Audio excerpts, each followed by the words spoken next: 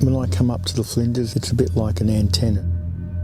I feel that strong connection to my ancestors.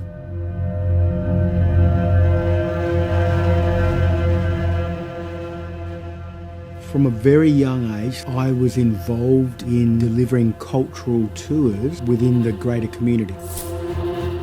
When I was done with school, I got an education degree. What that led me to was 11 years classroom teaching. My life was kind of set.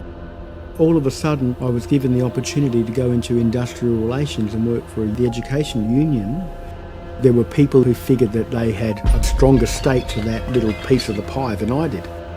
I was suffering from institutional racism, and that challenged me to the point that I had to make a break from it.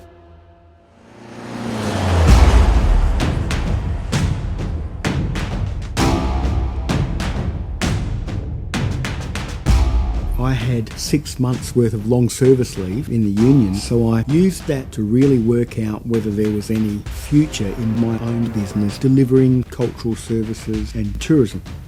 I wanted to use the skills I had through education to engage people and share stories of the land and positive experiences about my country.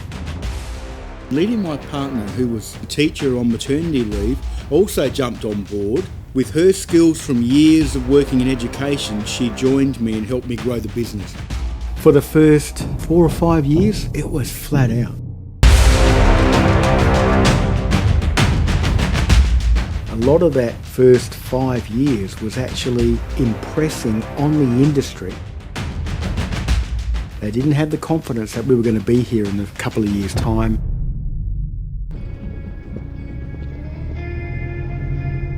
Our problem is positioning ourselves above all the rest of the noise so that people can see there's a distinction. There's a lot of people around who fake and they use fancy gimmicks in order to sell their product. We don't do that. From the moment you start that tour to the moment it concludes, it's a cultural exchange.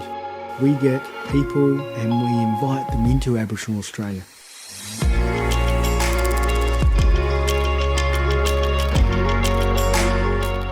When we look at the Aboriginal Cultural Sensitivity and Respect training, we engage people in a discussion, and throughout that they get to walk in the shoes of an Aboriginal person. They reframe Aboriginal Australia in a way that's positive, embraces us rather than pushes us away because we're a menace.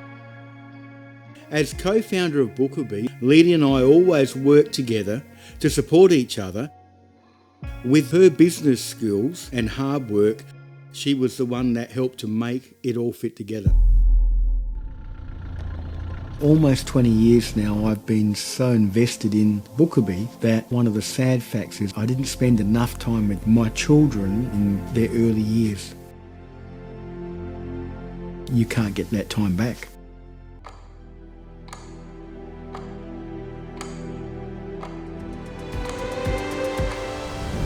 My children add value to the business by becoming the next generation. They've already got the skills and the confidence to do it because they're doing it already. My kids have grown up knowing that art is all about sharing knowledge. Through Bookabee, the knowledge they learn from me and Leely can be shared in all things that they do in life. Compassion for me is really important because through compassion people can actually overcome fear. They can realise that maybe we're not as different as they think we are.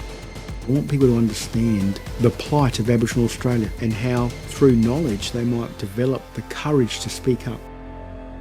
People who are open-hearted are more likely to invest in that experience. I'd like for Bookabee's lasting legacy to be that people reflect on Aboriginal people as good people.